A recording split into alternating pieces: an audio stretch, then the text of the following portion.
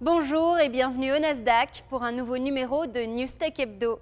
Cette semaine, nous nous intéressons à l'impact de la crise japonaise sur le monde technologique avec au sommaire Facebook qui décuple son influence et certains produits comme l'iPad 2 qui pourraient venir à manquer. Face aux crises, Facebook deviendrait-il un service d'utilité publique?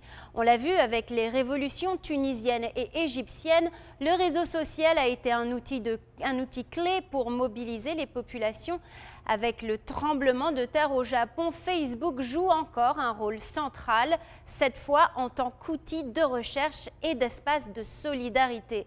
La preuve en est la semaine dernière, afin de libérer de la bande passante nécessaire pour les communications, 13 sites internet ont été momentanément bloqués au Japon. Sur la liste figuraient YouTube, eBay ou encore Amazon.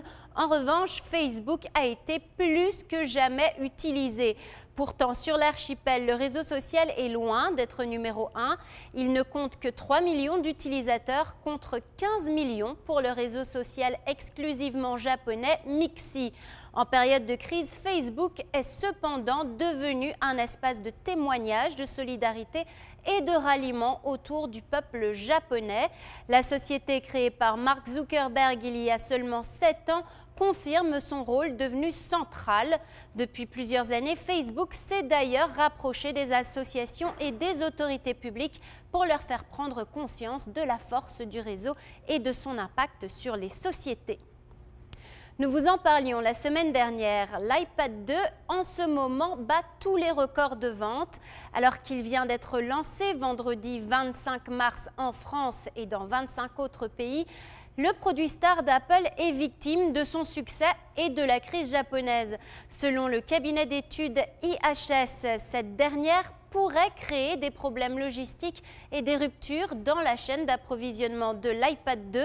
Certains éléments produits au Japon, comme la batterie ou la technologie du verre de l'écran, sont très difficiles à remplacer.